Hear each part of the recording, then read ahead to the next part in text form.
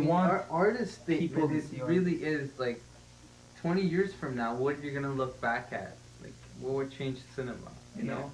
We want to make art. You want That's to make true. We do. things that We do want to change make people's art. lives. You don't But want to it make, just you know, worst type of movies are movies that are okay or mediocre because they just blend into the background. Bad movie stays with you. Amazing movie stays with you. Exceptional, experimental, those are good words. You want to make that. experimental films. That's They stay with you. That's what you want to see. You ever seen Workmeister Harmonies? Let me put this word. No. Really good film by Bela Tarr. Great film. That's the type of inspiration that we take here at Mr. Triangle Films when we make movies. We don't want to make generic Hollywood schlock, you know, for the masses. We want to make films that expand people's minds, you know? Yeah, that's what we want to do. That's right. Okay, so come on a journey with us where we go through the artistic expressions and experience of Granville life, of lust and That's honeys. all there is to you. Like, Let's love. go. Man, I can't believe they're into that vape shit. Like, vapes. That's a fad. You know what we call them? Vape Fags 2015. Fad? Fags. Don't say that word. Really? I'm offended.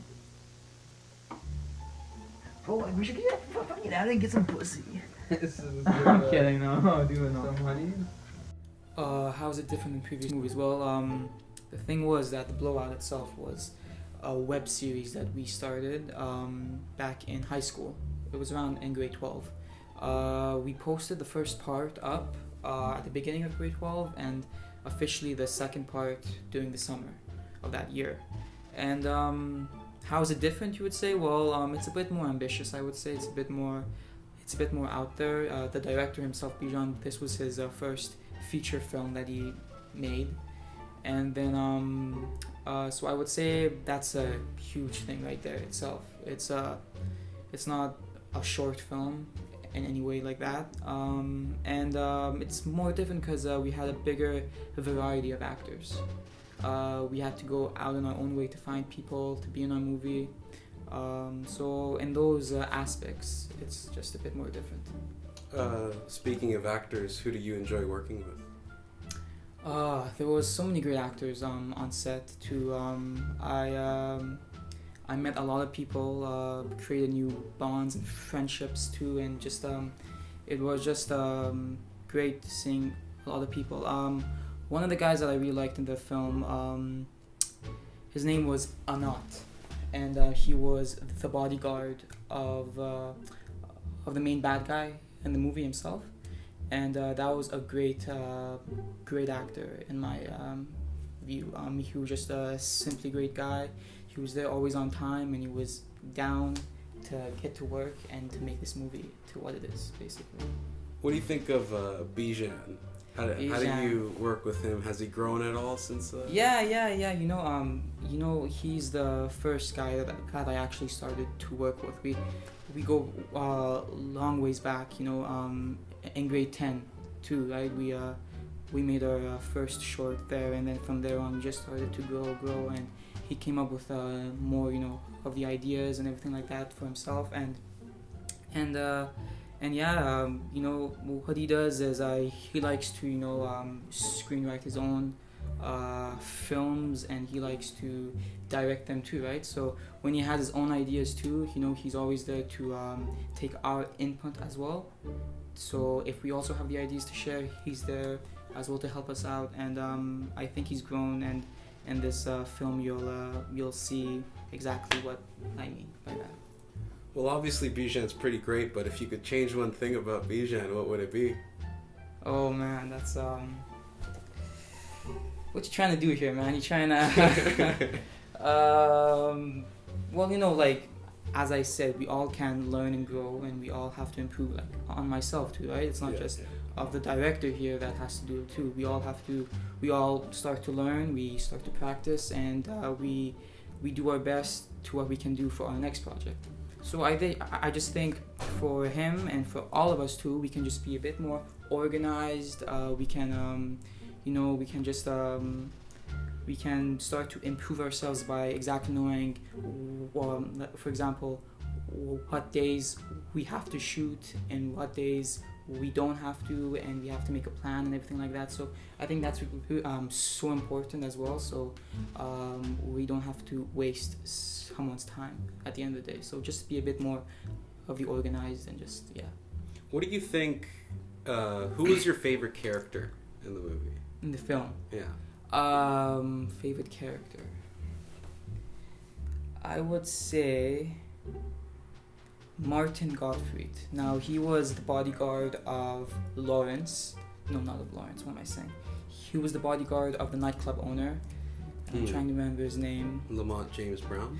That was the actor that played him. He was a great actor too. But he was the character's name was Barry, and he was the nightclub owner. And the bodyguard of him, who was played by Ambrose, he was a great actor, and I just really like the character. And even though he's not in the movie for a long time, he does such a great job in it that you feel there's more to him. There's more story to him, and I just felt that he was a great character as well.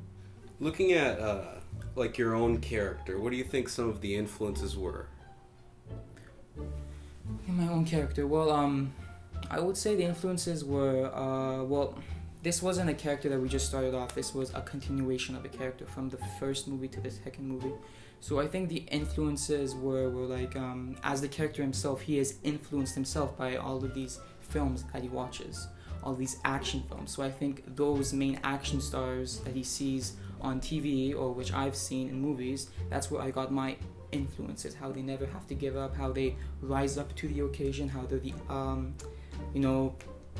they're just there and they have to do what they have to do to survive. So that was my influences from just seeing all of these types of action films and just trying to grab their style of character. What are some of your favorite action films that have inspired you? Action films. Well, one of my favorite action stars is Bruce Willis. Yeah. I love the guy. Yeah. I love the films that he's made, the Die Hard franchise especially. Those were great films too, so I heavily got some ideas from that. And some more to name. I'm now starting to think of someone, I have no idea. Another one would be Sylvester Stallone. Himself was great, and Rambo and stuff like that. So like those types of action stars, the classic ones, and how they were so charismatic and so like just there and were always there to save the day. So I would just say those types of films. I'm a big fan of it. I've seen the movie a few times now. Yeah. And I've noticed Thanks. that there's a clear objectification of women in the movie. What did Objectification. you think? Objectification. Objectification. Yeah. Oh, okay. What do you think of that? The girl characters are really sort of objectified. Don't Really? You? Yeah. Your character. Why do you say that? Your character especially treated. He would go and like pinch your cheek at the end there. Oh, You're like sort that. of like a badass. Well, I guess when you see yourself and you watch a generic action movie, you're gonna have those. There's certain things that you have to have in a type of movie that, because I don't know how to explain this, to be honest. Well, okay, look, see, it first comes down to the actors, okay? They have their own job. They do what they do. They have to listen to the director to see what their style is, right? They can't put any input into what he wants to put in. So that stylistic choice was on him. So I think that you should ask him. But as an actor, we just see the script and we have to agree with what he says, and that's what we do. So for the objectification of the women in that sense, I don't know. I just I guess my character is like that then, but I don't really see how doing this is kind of offensive. Yeah, to that. But what do you think about the ending? Do you think the ending? Do you find it a little far-fetched that your character took like 3 bullets, a stab wound? Do you think it's a bit open-ended, but do you think your character died? Do you think he died before that? The thing is, if you realize this as well too, right? The film itself has an ambiguous ending to it too. And since with that type of ending, some people can say that in the film when I go into the dreamlike state and where I see the action star persona that I see. Some guys can say that I actually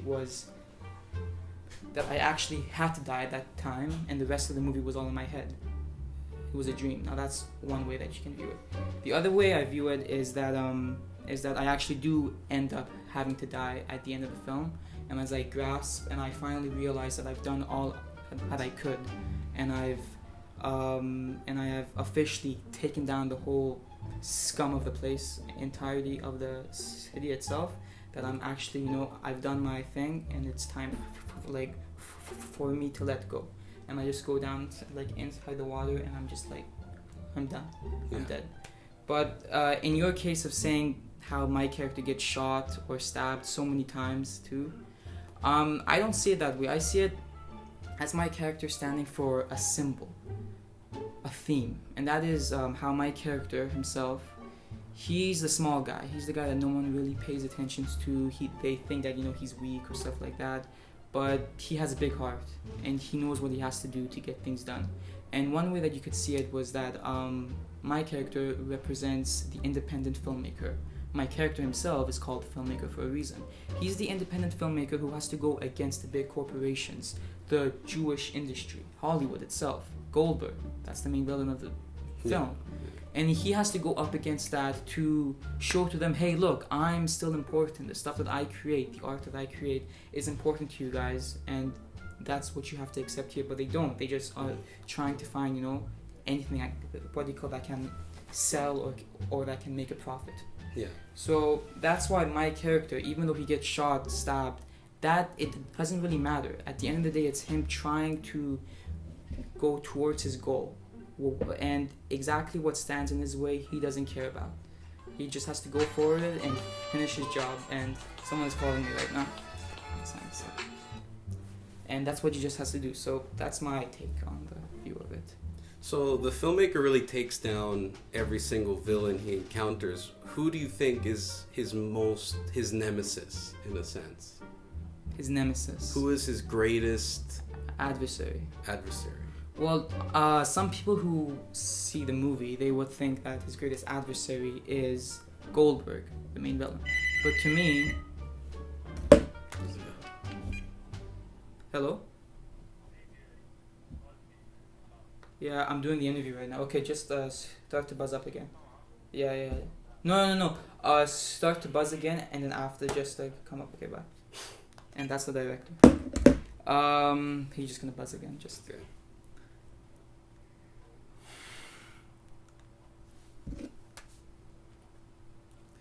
We have to do a lot of cuts on this. This guy fucking calls already. Just say overall, who do you think his biggest nemesis is? His biggest nemesis? Yeah, okay. So overall, as you can see, it's not, for me, I don't think it is the main bad guy of the film. I think it's the, what's that guy's name? Barry Levinstein? Who? Action star? Detective McNeil. Oh, detective. I think it's the police force. That's the biggest nemesis. Oh, okay. And I'll tell you why. Hello? Yeah, can you come up? And the reason why I think that is because Detective McNeil supposedly stands for what is right and good. But at the end of the film, as you see, it's a complete reverse of that. He is what they call a corrupt cop. And that's what my character can't really stand for, because he has trust in this, in the whole thing of the cops themselves, right? He needs to know that they have to be on his side. And when he goes around and starts to backstab him like that, he just can't handle it. He knows that Goldberg himself is a bastard, right? Yeah, but he had a bit of the trust in McNeil to be there for him, which in the end of the film is not the case. Did you ever expect to get a feature length out of the blowout when we made it? No, I didn't really. Let me just come to it. Alright.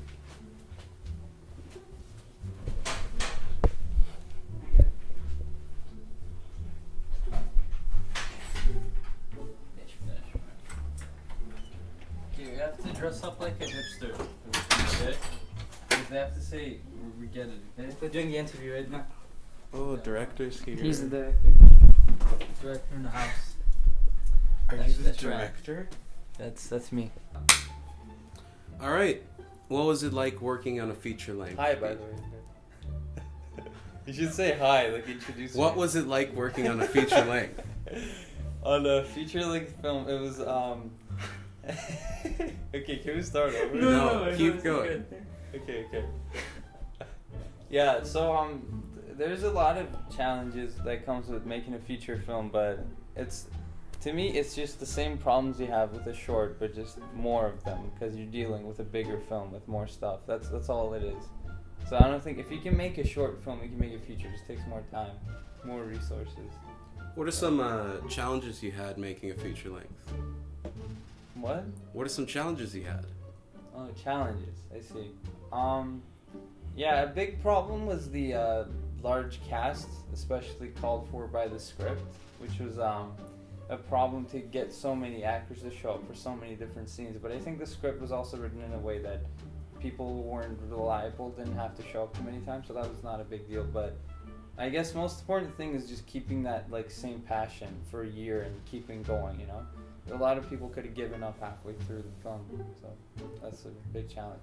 How did you choose the actors? Well, initially there was quite a few actors from the first two films who returned to reprise their parts, but apart from that, I casted some actors I know and some friends. But what happened was there was someone I wanted to play the character of Lawrence, who's very prominent in the film, the Goldberg's bodyguard, if you will. Yeah. And the actor dropped out. He couldn't do it. So we had auditions, and 7 people showed up, and all of them were terrific, were really good. And what we did was the people who didn't get the part, I gave them different parts in the film. And I, wrote them a little bit differently to suit their acting styles. And then, we suddenly had a great cast. And then, yeah, that was about it. Who was your favorite character? My favorite character to write or in the final film? Both. Both. My favorite character to write for sure was Goldberg, because to me, both filmmaker and Goldberg are like close to me, but Goldberg's the fun part, the evil part, so that was fun to write. But in the final product, my favorite character for sure has to be Lawrence. I think him portrayed by Anat is amazing, and like his fight scenes and his demeanor and his little stuff is just perfect. He was right off the page. bodyguard? Yeah. Yeah, I loved him too. So what are some influences you had? I asked Mo this question because Mo was sort of a vessel. Right, in terms of acting influences, right? For him. But for me, directing. Directing. Okay. Yeah. Because Because looking back at the Blowout and everything, it's sort of a whole homage to action films, right? So getting to where you are now, what are the most prominent things, movies, whatever, you look back at and say, wow, that really helped me in this? Right, okay. So there's quite a few, but I think the funny thing is actually if you watch the Blowout series, all 3, he usually watches the films that inspire the movie that you're watching. So, a few big ones that come up are, well, of course, Goodfellas is a big one. That's very obvious, the way with the music editing and the narration, which we tried to get away with as the movies went along, but they're still there. The way I do the shootouts, it's always been influenced by John Woo movies, Hard Boiled and The Killer. I love those movies, the way they've been done. The Raid movies are a big influence on the fight choreography, and Ong Bak also is also big influence on that. Apart from that, in terms of story, I mean, it's obvious there's a lot of Tarantino influence there. A lot of 70s crime films as well. Watched a lot of those to pick up things. Yeah, so those are some influences, I think. Yeah. How do you think you've grown since the Blowout? Yeah, that's a tough question. But I think I've grown in every imaginable way, but that's normal because I'm only 19. But most important thing is when watching Far Out, I actually saw a movie that was a lot closer to what I had in mind. And I think that shows growth because there's better control of the film's overall tone, and that takes more directing maturity. But I think I'm not there yet. So. What are some ambitions that you have now going into the future? Because you concluded the Blowout series, now they're done. Where to now? Well, I hope to not try to top them and do something completely different, because I think that with this movie I think of it as an anti-structure film. I think that it's not not supposed to be. It's supposed to be in some ways a satire of the classical Hollywood movie, and at the same time being one. And I want to follow just being something completely different, just that other half of it. I don't want to make another movie that you've seen before. So that's the thing going forward. Are you for equality? Equality amongst all people? Yeah. Yes. I'm not Then sure. why did you objectify every single female in the film? Right. So I do have a great answer for that question, actually. Because you want. Yeah. So because we all wanted. No. Okay. So the thing with this movie is one of the big themes that I kept in mind all along the movie making it was that the whole movie is a sort of measure of masculinity by all these characters. A bunch of gangsters who come and say, "I'm a bigger man than you," and they constantly talk about like, "I had sex with this girl, so I'm, more of a man." And the whole point of the movie is at the end, the guy who comes and wins is the small guy with glasses, and he kind of takes over everyone. It's like all the dick measuring contest, the movie, right?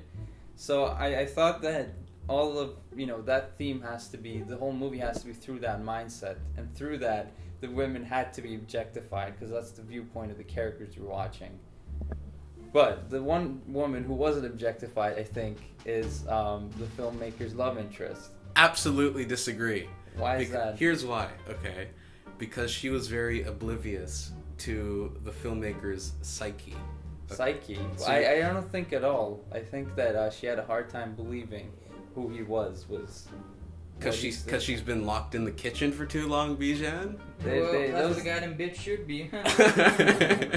Well, the thing is that she's actually doesn't even live with the filmmaker character, so I don't understand how she could be locked in the kitchen. But You know what, Bijan? Whatever, okay? Whatever. but okay, hold on, one more thing. Yeah. The whole, also, if you watch it, what I said about the whole theme being related to how the film is. There's this concept called the male gaze, just Gaze, which is that in a lot of films, they say that almost every Hollywood film, you see women only through the male gaze, because that's how even old paintings work, because most men drew them. And this movie, I tried to do it almost to a satirical degree, that when you see women, they're really objectified. I don't know if that comes off as humor, but that's the intent, is that I'm, again, trying to satirize Hollywood films in a way. Because the men aren't seen as, sexual objects at all, but women are, like, to such an extreme degree that I think is pretty hilarious, but I don't know.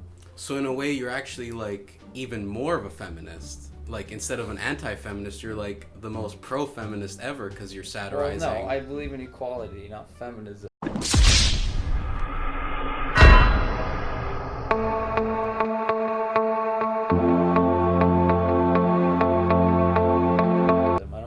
Sex should be greater than the other. Bijan doesn't believe in feminism. We got it on camera. I also don't believe in him power, meninism, whatever you want to call that. So I believe in equality. All right, fine. Yeah. Wow. What else?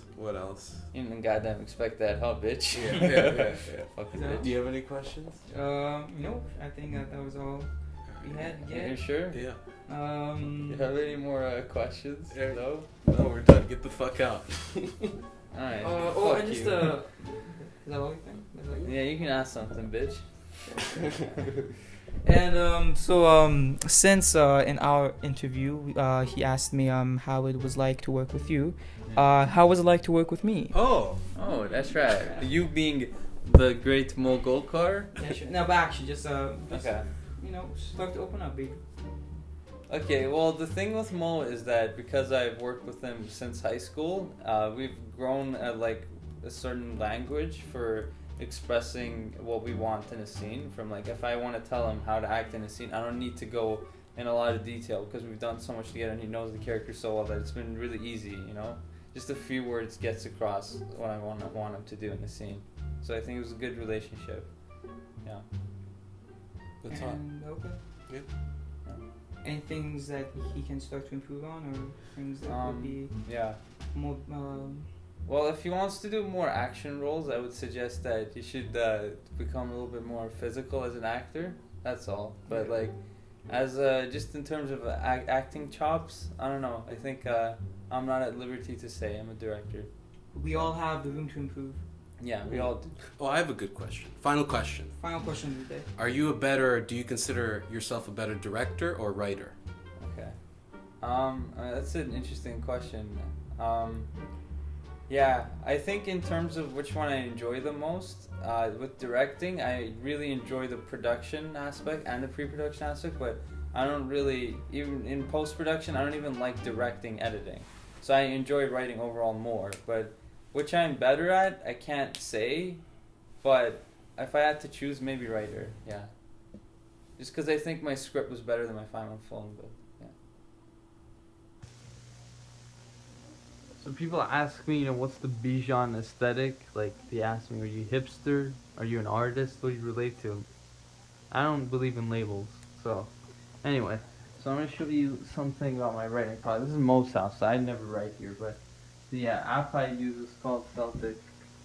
So you log into Celtics like this, and this is where all my scripts are. So Go. You just put This is this. your stuff? So you can. Are you going? Yeah. Yeah. Break this login. Log in. It's gonna log in. I swear. So yeah, like, like going back to the topic, like. Films are like, it's a form of, I see it as what goes on here, being seen, like, it's not supposed to be just something for fun. I'm so fucking high right now. Suck my dick, suck my motherfucking dick, suck my dick, suck my